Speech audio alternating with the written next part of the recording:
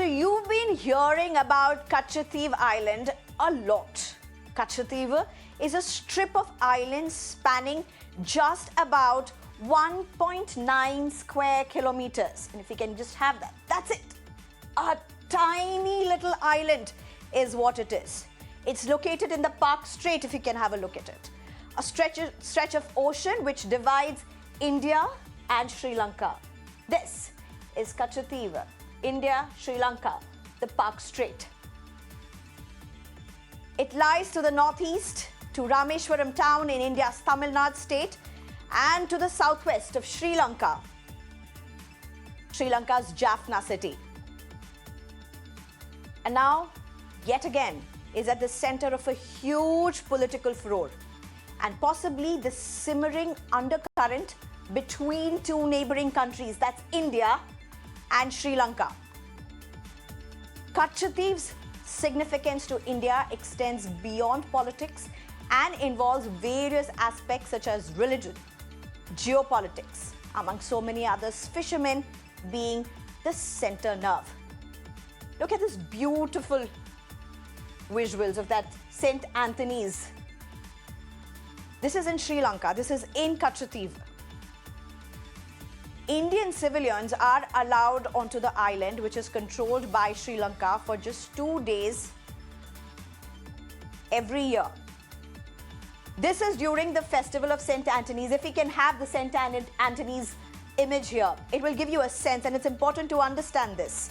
This is where emotions become so strong in politics and in bilateral ties, particularly when we are talking about fishermen.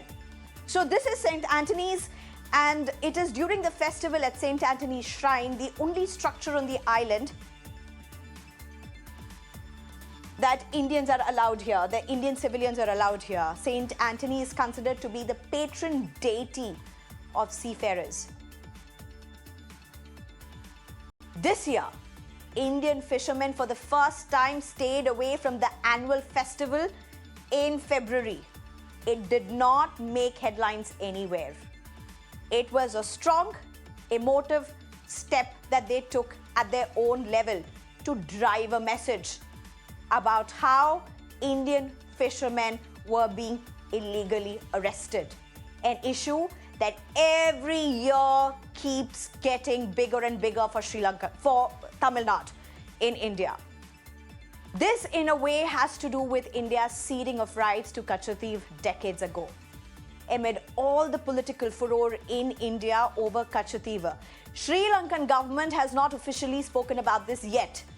The cabinet today did not disclose this either today. Did not discuss this either today. However, Sri Lankan dailies have been up in arms with strong editorials. We're trying to give you a sense. These are the headlines.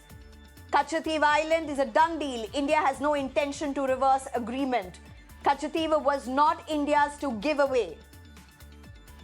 Katchatheevu, a tiny Sri Lankan island that sparks the political row in India. Political editorials and journalistic editorials that are coming up in Sri Lankan dailies.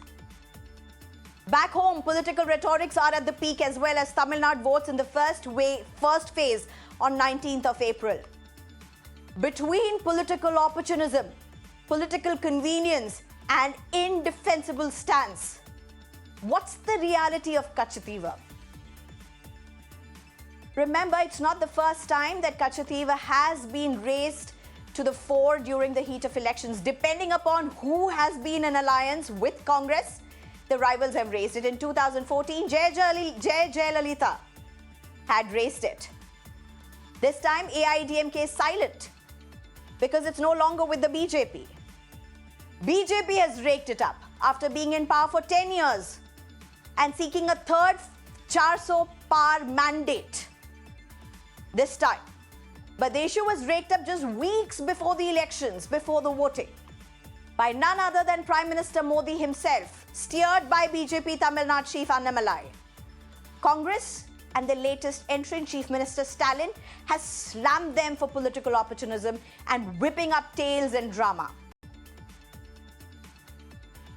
Former Tamil Nadu Chief Ministers J. Jayalalitha and M. Karunanidhi had brought up the issue on the island's ownership with New Delhi earlier.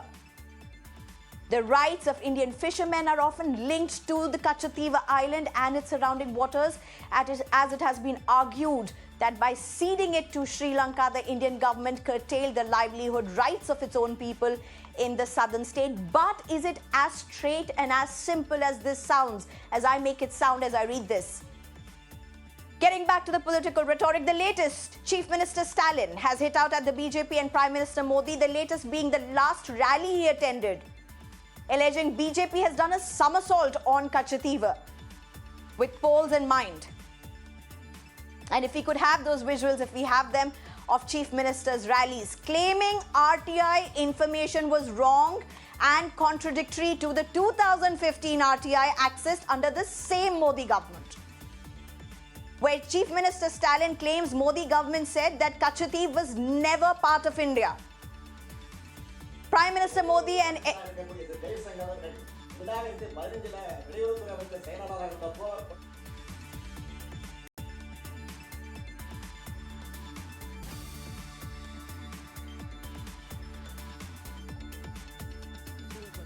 மன்றத்துல கேள்வி எழுப்பினப்பெல்லாம் அதுக்கு உரிய பதில் சொல்லல. எத்தனையோ பேர் RTI விண்ணப்பம் போட்டப்பவும் தெளிவான தகவலை கொடுக்கல. உச்சநீதிமன்ற விசாரணை இருக்குன்னு பதில் சொல்லாம இப்ப வெளியுறவுத்துறை அமைச்சராக இருக்கக்கூடிய திரு ஜெய்சங்கர் அவர்கள் 2015 வெளியுறவுத்துறை அமைச்சர் செயலாளராக இருந்தப்போ கொடுத்த தகவல்ல கச்சத்தீவு இந்தியாவோட பகுதியா எப்பவுமே இருந்ததில்லைன்னு தகவல் கொடுத்தாரு. இப்ப தேர்தல் வருதுன்னு தங்கள் விருப்பத்துக்கு ஏத்த மாதிரி தகவலை மாத்தி கொடுக்கிறாரு. இந்த அந்தர்பல்டியன் மூணாவது. கடந்த பல ஆண்டுகளா கச்சத்தீவு பத்தி நாடாளுமன்றத்தில் கேள்வி எழுப்பினப்பெல்லாம் அதுக்கு உரிய பதில் சொல்லல. எத்தனையோ பேர் ஆர்டிஐ விண்ணப்பம் போட்டப்பவும் தெளிவான தகவலை கொடுக்கல. உச்சநீதிமன்ற விசாரணை இருக்குன்னு பதில் சொல்லாம இருந்த பாஜக அரசு ஆர்டிஐ மூலம் எப்படி தவறான தகவல் தந்தாங்க? Now, Prime Minister Modi and S. Jaishankar have alleged that the Congress never bothered, from whether it be Prime Minister Nehru to Prime Minister Indira Gandhi. They considered it a useless piece of land. Raising another important point, how can two RTIs under the same central government have two different versions? And that's the big irony. We'll also try and understand this. As per the 2015 RTI reply on the matter, which now, by the way, the Congress as well as the DMK, that's the Chief Minister Stalin, have claimed.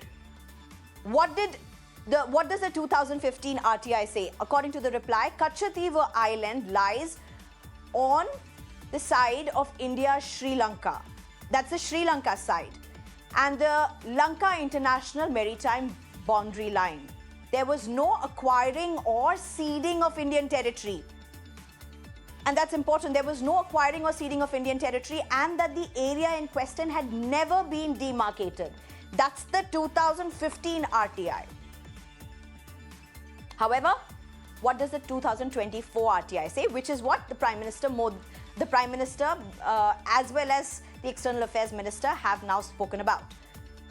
That Nehru in 1961 said that he won't hesitate in giving up Katchatheevu claim, and that in 1968, after opposition's pressure, Indira government, that's the Indira Gandhi's government, said India's claim had to be balanced with the need for good bilateral ties. They've said in 1974, the decision to relinquish claim was convened or conveyed to Karunanidhi, who gave general acceptance to the deal. This is 2024. Now, here's the big question. Between 2015 as well as 2024, how do the RTIs really change? How does the response to RTIs really change? We'll try and understand all of this very carefully. We've got a very articulate panel from all aspects, whether it be the political aspects or even the former envoys, as well as a Sri Lankan journalist. Let me try and introduce them to you at this point. We have Anandan, who's a leader for BJP. Harish Mohammad Ibrahim, who's a political analyst. Madhuri Ranasinghe, who's a Sri Lankan journalist, as well as Suresh Goyal, who's a former ambassador. Thank you very much, all four of you, for joining us. Allow me, for the next 5 to 10 minutes, to go to Uma Anandan, who's a BJP leader, as well as Harish Mohammad Ibrahim, the political analyst, at this point, to try and understand their political stance before I move this forward toward the envoy as well as the Sri Lankan journalist. Uma Anandan, Chief Minister Stalin has said this very categorically in his rally, reiterated the Congress's stand that this is nothing short of political opportunism. And the 2024 RTI is very different from what the information was received in 2015. We have quotes and details from both the RTIs. Would you want to explain how can the responses to RTIs be different? See, one thing is, I would like to state first that the DMK has always been orators peddling out lies with the utmost confidence, and this is in their genes. So today if Mr. Stalin is telling that we are having a BJP is doing a turnaround, I think I will just dismiss it with a whiff.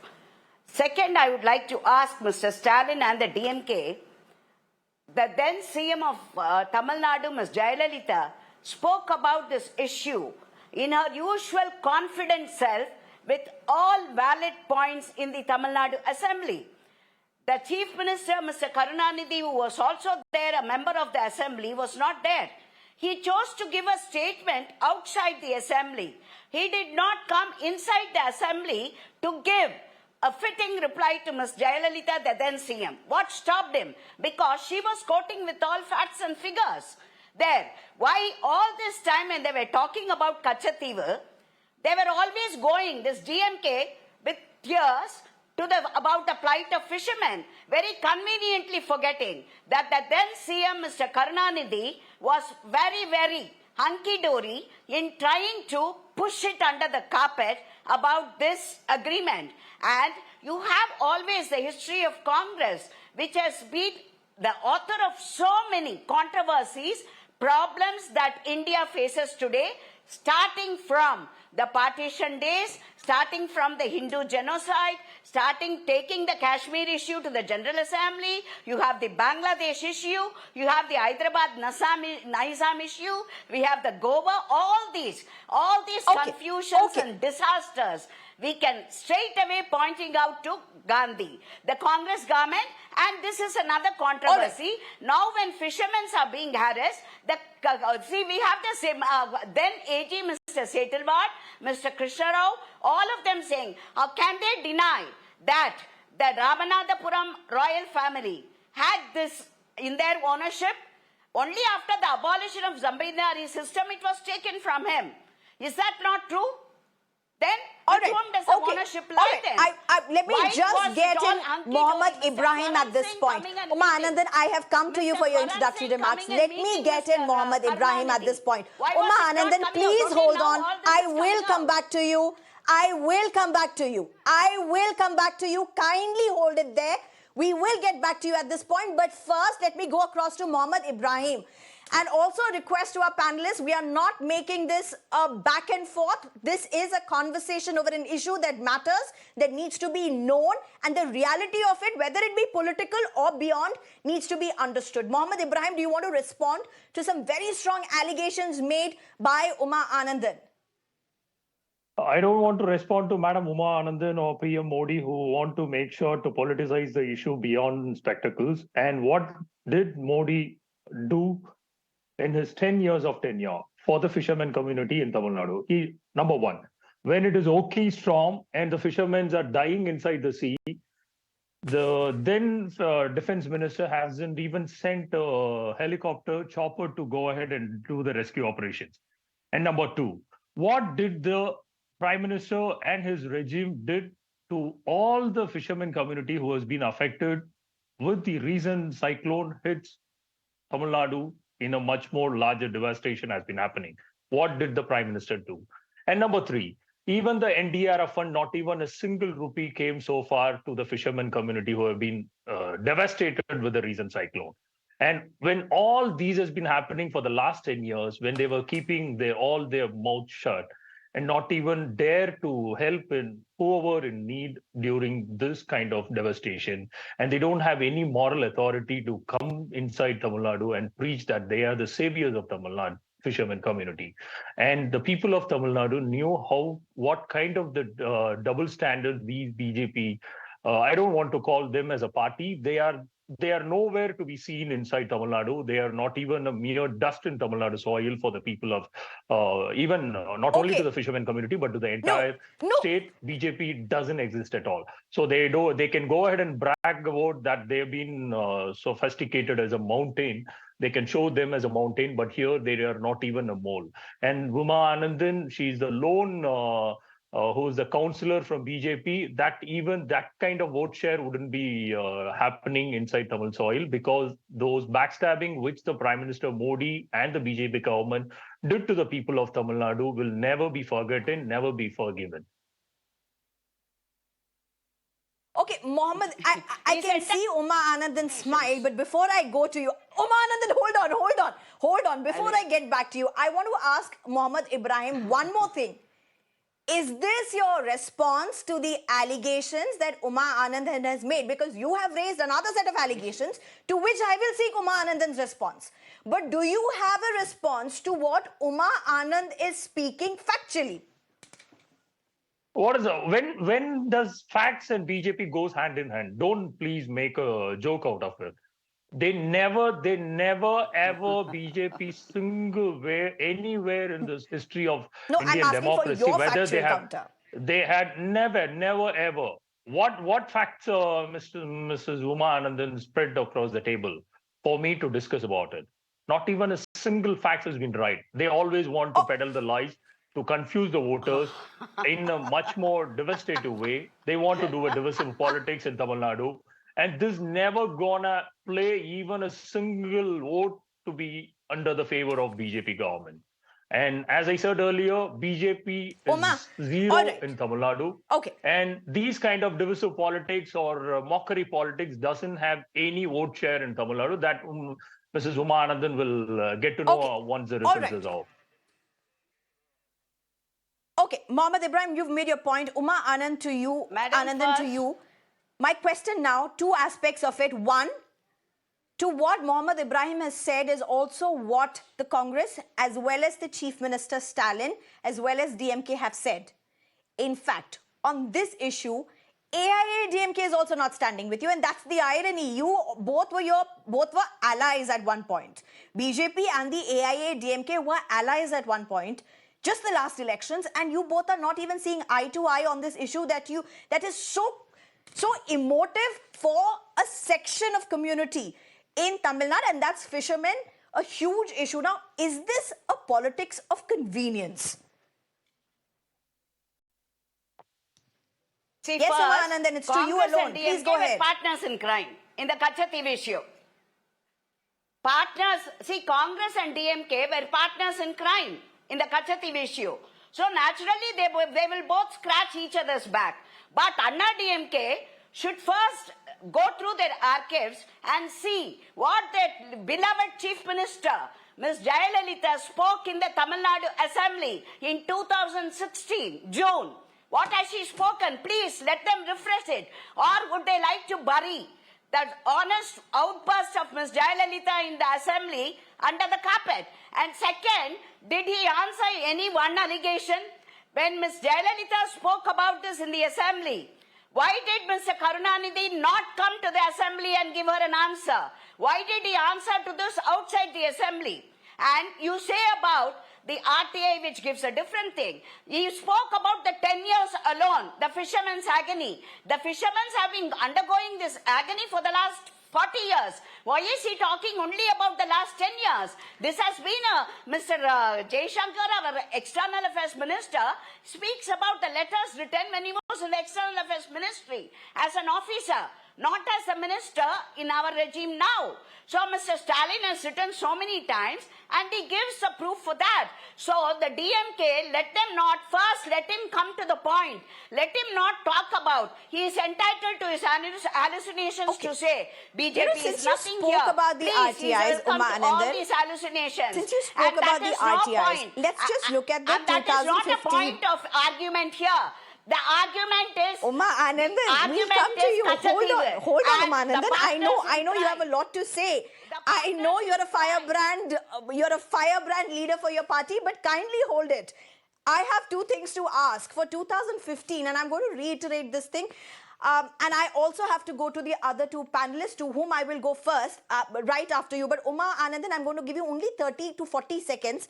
You'll have to respond to this before I go to the introductory remarks for the other two panelists. 2015, the RTI says, and I'm reading it and I'm quoting it out of it. A subsequent 1976 agreement demarcating it the Gulf of Mannar and the Bay of Bengal, this did not involve acquiring or ceding Indian territory. This area in question had never been demarcated. That's the 2015 RTI, madam. And in 2024, how does this change factually? It says, after opposition pressure, Indira government said India's claim had to be balanced with need for good bilateral ties. Decision to relinquish claim conveyed to Karunanidhi. Karunanidhi gave general acceptance. DMK MPs opposed Katchatheevu land agreement in parliament. Are you getting this? Two RTIs, two different facts. How does that happen? 30 seconds to you, Anandan, as well as Mohammed Ibrahim, and then I have to go to the other two. 30 seconds.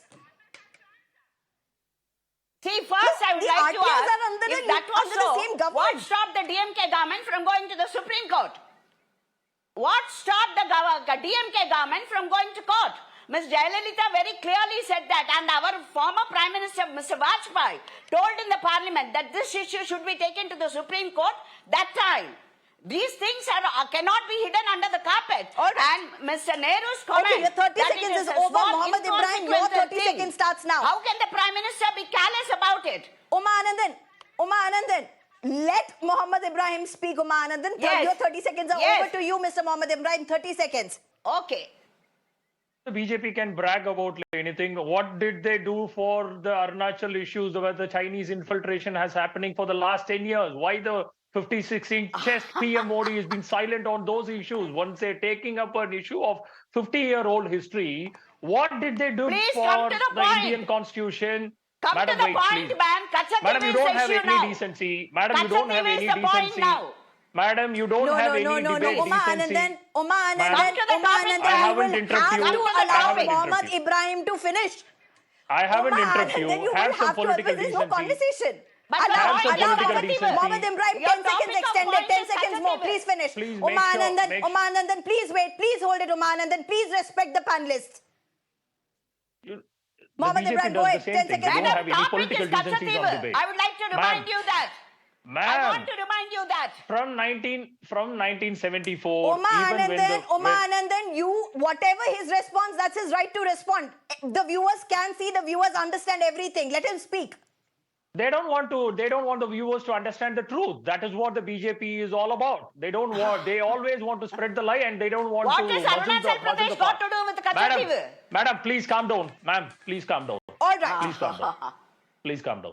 Okay. And now, number one, I will request both of you to kindly calm down.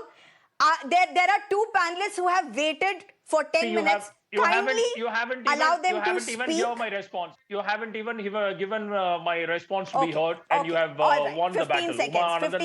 15 seconds. Go ahead. From 1974 till the dissolvement of 1976 DMK government, the DMK government have vehemently opposed the Katchatheevu has been handed over to the Sri Lankan government authority, and it is on the political records. It is on the democratical record. Anyone can go ahead and watch it for. So until 1977, until the draft resolution has been happening and handed over the Katchatheevu, the Sri Lankan government has been opposed vehemently by the DMK government till now. Till now, at this point of time, we don't agree with it. And that is for the historical data to be represented from the Tamil Nadu State Assembly. Anyone can go ahead and look into it. You've made your point.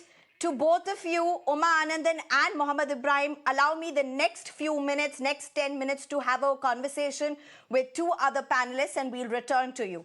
Thank you very much at this point. I have to thank particularly Madhuri Ranasinghe as well as Suresh Goyal. Thank you very much, both of you, for staying on with us. This is a very important topic. I did not want to get you in between a political back and forth. Madhuri Ranasinghe, do you want to, at this point, take us through how is this being seen in Sri Lanka? What are the responses that are emerging in Sri Lanka at this point? Thank you, Sneha. In Sri Lanka, I can see how hot this news is in India at the moment, looking at even this conversation.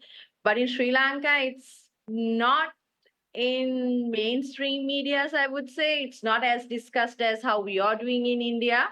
But people know that there is a problem. Obviously, in northern areas, especially the people who are speaking Tamil, these populations are talking about this issue, and it's been a topic, but not in a mainstream way. And still, the government hasn't given any point of view or any opinion about this problem. And when you look at this issue, I believe, as you said earlier, it's a gesture from the government back then.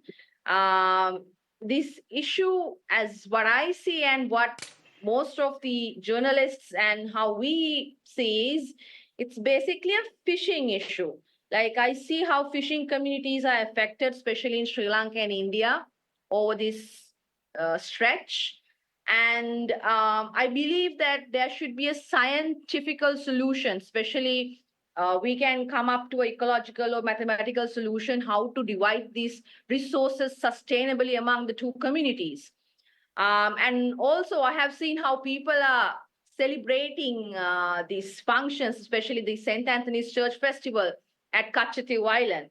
It's actually not inhabited, it's uninhabited island. So even there are no Sri Lankans living there. Absolutely. So only for 2 or 3 days they go there, they put up their tents and come for the church festival. So it's kind of a big event that where these two communities come together and celebrate it. So it has a religious, cultural, and and as you can see, economical and political value. So this stretch of an island, I believe, both countries has to come up with a good solution, especially for the fishing stretch. If you, I'm not quite sure about how government will react to this, but I believe if something happens about the islands ownership or anything like that, there will be a sour spot among the community. Like it'll be a bit of a heartbreak or a bit of a spat among the Sri Lanka and India communities. Right. Just one more thing. When the Indian fishermen did not take part at the St. Anthony's Shrine festivity this year, was it a big deal? Was a lot spoken about it in Sri Lanka? Yes, it was a news. It was a news back then. I remember people were talking about it, and especially there was a news that even every time when a church festival happens, especially Katchatheevu, it makes the news. It comes up in the news. So it definitely came up with the news that Indian fishermen didn't come. As you know, this island is very specific and it's special. If you look at the whole stretch, there are a few more islands where they have shrines like this and they have festivals, but only Katchatheevu Island comes to the news. And this festival every year comes to the news, and this and that's is also actually, because of the strong connect with fishermen. That's right. That's right. Yes. Right, right. Madhuri Ranasinghe, thank you very much for your time, for your insights, and for your perspective. Thank you very much for joining us, Madhuri Ranasinghe. All right. And if I can go over to Suresh Goyal, the former ambassador at this point. Suresh Goyal, you have a very important role at this point between the politics, between the political furor, to take us through history as it is. And no one better than you who could do this at this point, even as this is caught up in a political debate. How true are the allegations and the counters that are being raised by the BJP as well as the DMK? I may ask a very simple question, but I totally understand the answer may not be as simple as it is. What is the question first, please? Let me know the question and then I will start. How true are the allegations that the BJP has raised and the counters that Congress and the DMK have come out with? First of all, I feel rather a bit sorry for myself. I don't think this is the platform for me to really take up the issue of bilateral relations between India and Sri Lanka, which is a very critical relationship. And I have never thought in my life I'm a professional diplomat. Absolutely. We have dealt with the issues of foreign policy from purely professional level, looking at what is India's interest and how do we achieve what we need to achieve. And we have done that, knowing very well that in the professional diplomacy, there is give and take. You get some, you give up some, you basically find out what is in your interest and you abide by your interest. Never ever, and I'm saying it with great deal of thinking and deliberation, never ever in my life, as a professional diplomat, have I seen a foreign policy issue becoming a matter of electoral politics like this.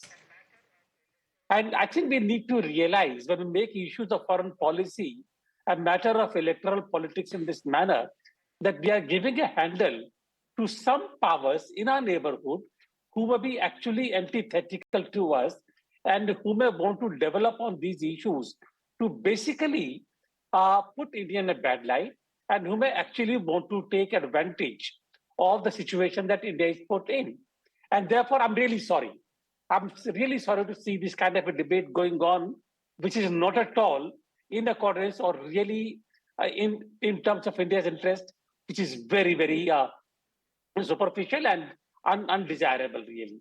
Coming to the issue of Katchatheevu. So Mr. Suresh Goyal, when you say, yes, so when you are saying you're very upset with what's happening, are you taken aback with the political narrative? Are you taken aback with what seems to be the political counters and returns? And is this something that you never thought would happen in elections? Because from what I understand, Katchatheevu has come up in the past as well. But do you see this happening in a very different light?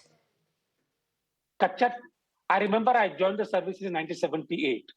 The agreement took in 1974 and 76. There was another agreement on the Wage Island between India and Sri Lanka. And there were stories about the Katchatheevu Island and the Wage Island in the newspapers. They were covered. After that, there have been prime ministers also from BJP. Atal Bihari Vajpayee has been the prime minister. He has been a prime minister who believed in consensus on the foreign policy issues. I have worked with him during my career as the Foreign Service officer.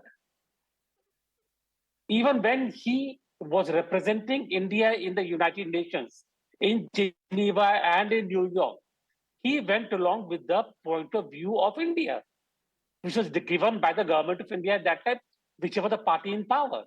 Anyway, I'm going to leave that for the time being, and I'm coming to basically what the issues are.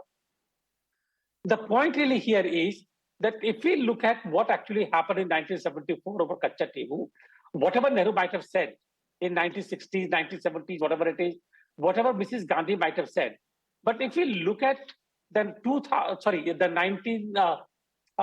the first RTI? 2015. If you look at the 2015 RTI, it is very clear. And if you look at the history of Katchatheevu, it is very clear that in terms of the UNCLOS, the United Nations Laws of the Seas, the Katchatheevu lies in the sea waters of Sri Lanka. That was the basis on which the division of the maritime boundary was done between India and Bangladesh. That was the basis followed in the case of Philippines and China. And that's the law we have followed in the case of Katchatheevu. So if we are following the law, Katchatheevu rightfully belonged in the Sri Lankan waters. Therefore, if in terms of building the relationship between India and Sri Lanka, and please do remember, and now we are realizing it, how critical the relationship with Sri Lanka is. We have China building port right next door. Absolutely. So either we basically give a handle to China to exploit the weakness in the situation, or we basically build up the bilateral relationship on the basis of the mutual advantage. Now, in 1974, when Katchatheevu, which was rightfully in the Sri Lankan water, went to Sri Lanka and returned in 1976, we got the Veg Island, which is strategically far more important from the Indian point of view, which is much, much richer in the fishing resources. What are we actually talking about then? It's not like we are giving away things without getting anything in return. Number one.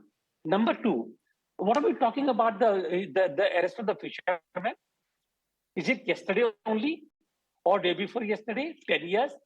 They have been going there for poaching on the waters of Sri Lanka for a long time. St. Anthony, I know that even till 5 years ago, they were going amicably. They were celebrating St. Anthony's Day together. St. Anthony was a god or the deity belonging to fishermen of both the countries. And they were mingling together, they were talking together, they were celebrating it together. What are we doing now? Are we trying to create a divide between the fishermen of the two countries? Are we trying to create a divide between the two countries where there was none before? I mean, either we go by our foreign policy interest or we go by our electoral interest. I'm sorry, but I think what I'm seeing here today is very, very painful. That is not what I expected. I think what you are absolutely right, and your perspective is so critical, and that's the reason why we have you. It was very important to have somebody who's been an envoy and to get their perspective to see how they see today's elections and foreign policy in the dichotomy that they seem to be coming about. But one more question, and I have to ask you this, during elections, countries do see a peak in political rhetoric across the world. You're seeing that in US as well. You see that in Canada as well. You're seeing it in India currently, even as we speak. There's political rhetoric that peaks, often hinging on bilateral relations between countries, between neighboring countries. How much of this would have an impact beyond that election time? And that's important for us to understand, sir. Actually, the way it has been raised and the way the elections are being fought, I can only hope that it remains merely an electoral issue. But the way it is being contested now by the political parties all across, I doubt very much that it will not leave a bitter impact on the relationship. That's all I would say. All right. Mr. Suresh Goyal, I want to thank you for joining us. I understand it's been painful for you to speak on this because of your experience in the services. But before I end this show, I want to get a response from Uma Anandan as well as Harish Mohammad Ibrahim very responsibly to an issue and a concern that India's former envoy has raised. Please, very responsibly, the last concluding remarks from Uma Anandan as well as Harish Mohammad. I will not be able to give you more than 45 seconds each, please.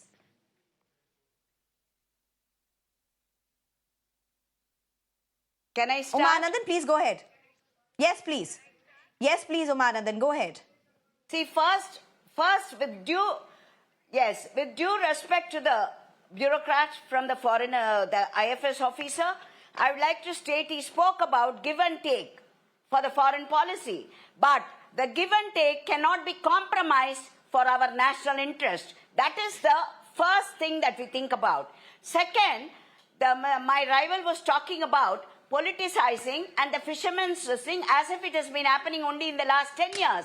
The fishermen being taken by the Sri Lankan government has been there for the last 20, 30 years. Why are they talking only about as if this is happening in the last 10 years? I would like to refresh and tell about the truth. This has been going on and on and on and on since the Congress and the DMK. The partners in this crime have done this, taken this step. So let them not speak as if this is a new event. And both the Congress and the DMK, the partners in crime, will have to accept that they have put the fishermen's lives in jeopardy for the last 40 years and trying to come out as if they are pristine. Let me go in across to Mohammad Ibrahim at this. Mohammad Ibrahim, your time starts now. Yes, under Modi's 10-year regime, the Indian geopolitics is zero, number one. And number two, what I'm asking, reframing the same query, what did Mr. Modi government did for almost 10 years if they are so particular about the Katchatheevu issue, what they were doing for almost 10 years, and at the final days when they are being countered, why they have to take this issue in Tamil Nadu, because they are thinking that these kind of political rhetoric can gain them, at least they can beat the nota, but it is going to be a zero. And number three, the same external affairs minister, now Mr. Jaishankar, who was then the what is that? The external affairs for the secretary level. He was the one All who right, time up, submitted sir. that RTA application review as an answer, stating that it belongs to the Sri Lankan government. So they All can right. have a double Okay. standards in politics, but not in Tamil Nadu. Tamil Nadu people are more wise to All right, eradicate totally these time BJP up. goons at any Totally given time point up. of time. I have just one thing to say. Unfortunately, because of the election year that we are in, history and diplomacy, at least in the political scenario that we are in currently, cannot be seen aside from politicians. But I really want to thank Suresh Goyal for joining us, for bringing in a very important perspective, a perspective from foreign ambassadors, a perspective of how Indian elections possibly are changing, the narratives are changing. However, how the Indian elections are being contested and the possible challenges that may lie ahead diplomatically as well. Also, I want to thank Uma Anandan and Mohammed Ibrahim, both of you. You also have a long, tough weeks ahead. It's an important battle for India, a political battle, but we do hope our viewers are going to be more equipped than they were an hour back, and I'm of this firm belief our viewers are absolutely discerning. Ms. Uma Anandan, I know you're raising your finger, you want to speak something, but I cannot give you more time because I cannot give anybody the last word on this. I cannot allow a counter, but thank you very much, all three of you, for joining us.